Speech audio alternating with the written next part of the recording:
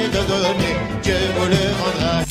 Avant de commencer cette vidéo, je tiens à remercier les généreux donateurs de ma cagnotte Litchi. Pragmatique FR, Pierrot, Génération Sankara, Jean Dupont, Erwan Montélimar, Romain Arnoux, Hamid Walid, Cédric Gass, Sébastien Buffet, Général Pangolin, Mathias Pereira, Francisco Mathias, Cyril Legueux, Epinoc, Disque Mystère, Max NSL, Ismaël Hachi Arnoux, le Charles Martel Club, j'adore le pseudo, Oh mon god, c'est le pseudo, c'est... voilà. Bertrand Gaillard, Lino Zigliotti, Sébastien B, Valérie Kaluzinski et Nolan Cassagno. Merci à tous, votre solidarité me va droit au cœur et m'encourage à faire toujours plus d'efforts pour vous offrir du contenu, j'espère de qualité. Je vous embrasse. Maintenant, votre vidéo.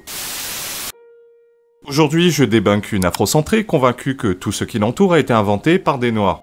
Vous verrez dans cette vidéo que ces affirmations sont tantôt fausses, tantôt ce sont des approximations ou des manipulations de la vérité. Avant de commencer ma vidéo, merci de ne pas me faire en commentaire le coup du « ouais mais non, c'est pas un tel qui l'a inventé, c'est plutôt un tel, etc. » Les sources sont souvent contradictoires et il est la plupart du temps impossible de savoir qui a fait quoi précisément, et de toute façon, ce qui importe dans cette vidéo ce n'est pas qui fut le tout premier, mais de vérifier les dires de cette personne et de constater que quasiment tous les noms qu'elle cite ne sont pas les pionniers et font partie d'une chaîne, d'une continuité. Une journée sans les inventions noires, je me réveille à 7h tranquillement, j'ai envie d'allumer la lumière mais mince, ça n'existe pas.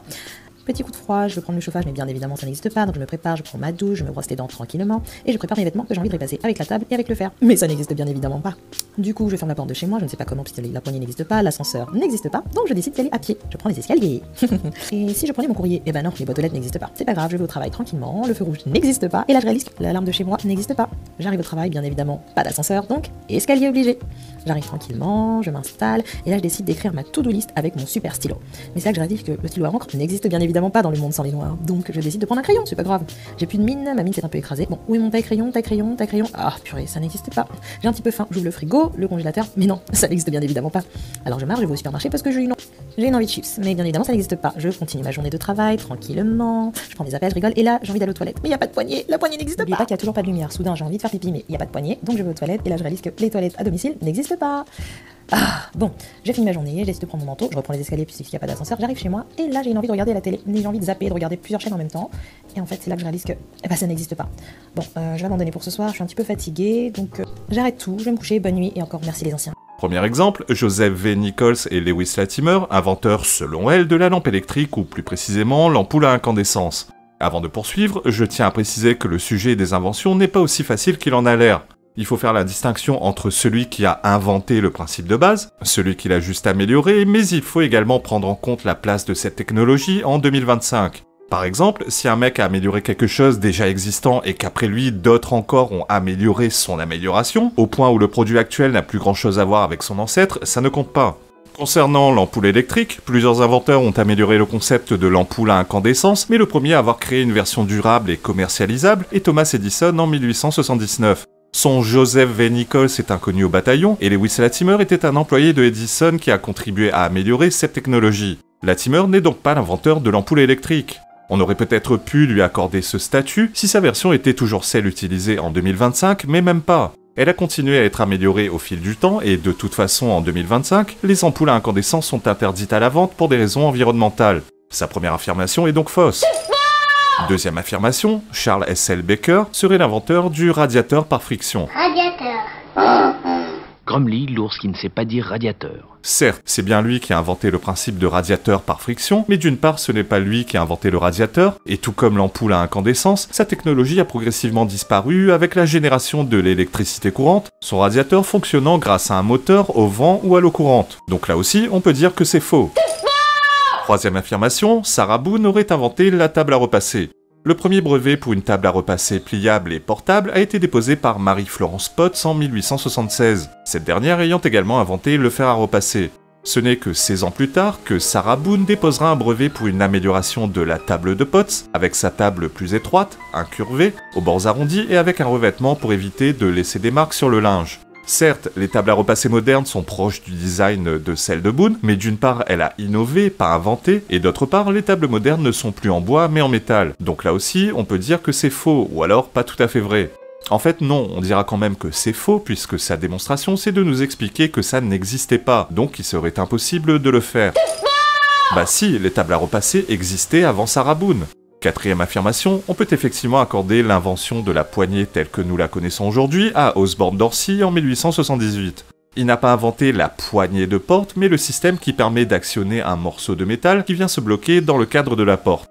Avant 1878, il fallait utiliser un moyen tiers pour bloquer la porte.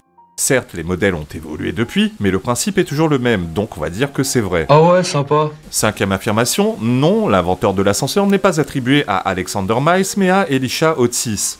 Miles et Cooper ont juste contribué ultérieurement à l'amélioration de ce dernier en termes de sécurité, c'est tout. Affirmation fausse donc. Sixième affirmation, Philip Downing a inventé la boîte aux lettres.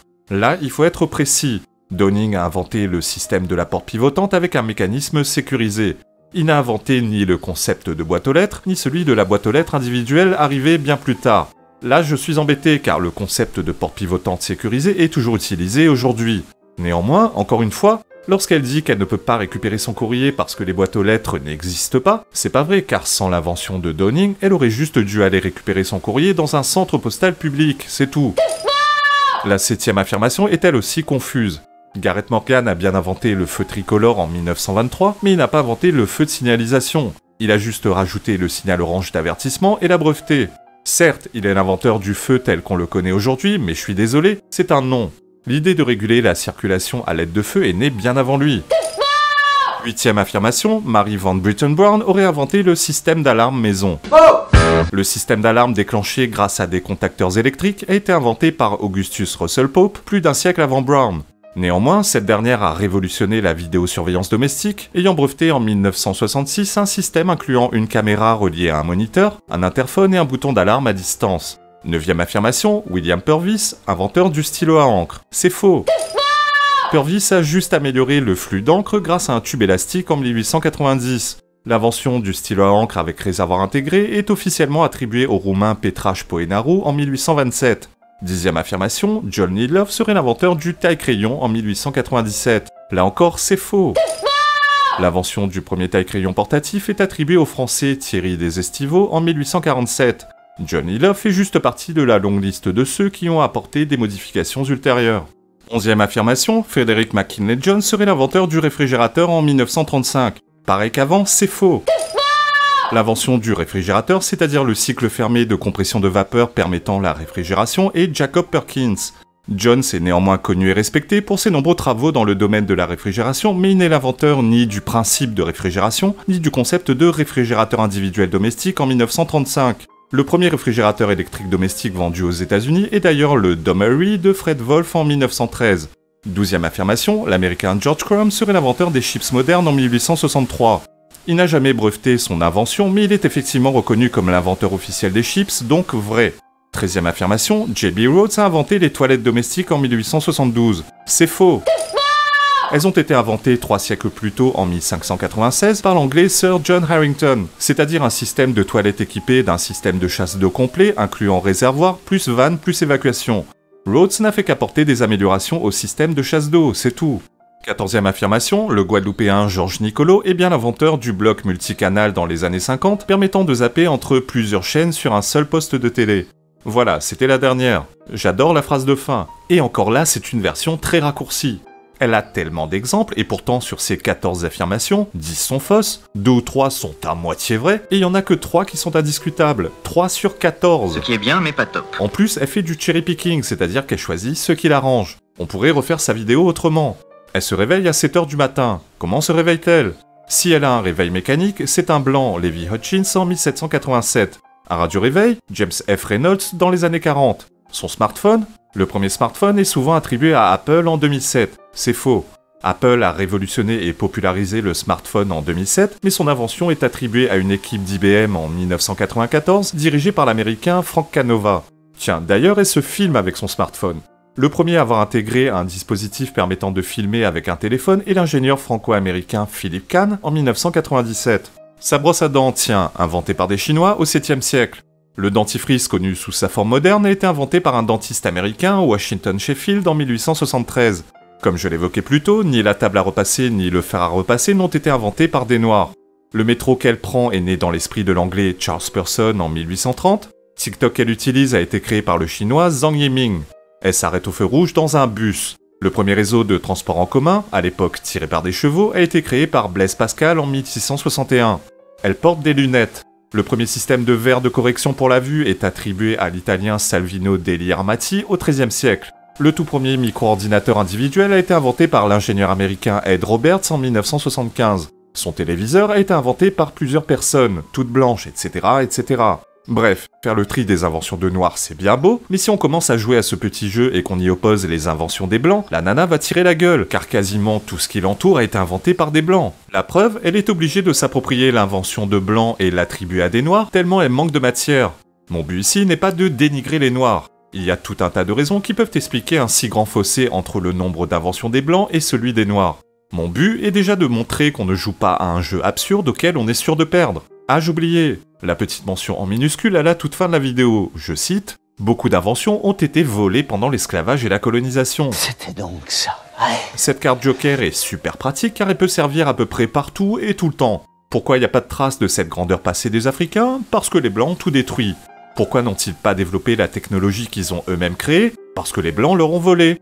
Et surtout, ne demandez pas où sont les preuves de tout ça. La source est au choix, Evian ou Vittel. Bref, ce qui est navrant avec les Africains, ou plutôt les afrodescendants afrocentrés, c'est ce besoin maladif de se réfugier dans des mythes et de fantasmer leur supposée grandeur passée. Les pyramides qu'on voit là, au sommet, il y a du caca. La question que je me pose est, à quoi ça leur sert? Qu'est-ce qu'ils ont à y gagner, même en admettant qu'ils finissent par croire à leurs propres conneries? Même en admettant que ce qu'ils affirment est vrai, avec beaucoup d'imagination, c'est-à-dire l'Afrique a tout inventé, c'était les plus forts, les plus intelligents, les plus tout ce que vous voulez. À quoi ça te sert d'avoir un passé glorieux si ton présent est merdique? L'Afrique a inspiré tout le monde. De Picasso aux grandes marques de luxe, ils ont tout pris à l'Afrique. Tout, absolument tout. À quoi ça te sert que ton continent fut jadis supposément extraordinaire si c'est un gigantesque trou à merde aujourd'hui? Ces gens ont un problème d'ego mal placé. Et puis, si les Africains étaient si dominants il fut un temps, comment expliquer qu'ils se soient fait conquérir aussi facilement par des peuples soi-disant moins évolués qu'eux? Et pourquoi n'inventent-ils plus rien aujourd'hui? D'ailleurs, si les Africains sont si formidables, pourquoi vit-elle dans un pays de blancs? Si tu veux être tranquille dans ta vie, bah arrête de te poser autant de questions. La quéquette à Jean-Mi, elle danse la salsa, elle s'enroule, elle se déroule comme un serpent dans les bras. Elle n'est ni trop fine, ni trop dodue, c'est une flûte magique qui rend tout le monde ému. Hey oh là là, la quéquette à Jean-Mi, elle fait rire, elle fait chanter, elle fait des amis. Hey oh là là, là, quelle mélodie, c'est l'hymne national des joyeux esprits. Hey hey, quand Jean-Mi la sort pour épater la galerie, elle brille sous la lune comme un bout de galaxie.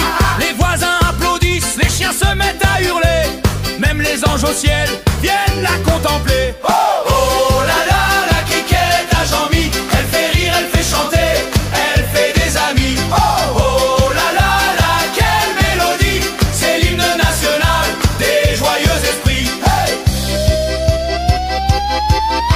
elle traverse les frontières sans passeport ni visa. Hey un ambassadeur du rire, elle sème la joie. Hey les vieux, les jeunes, les tristes, les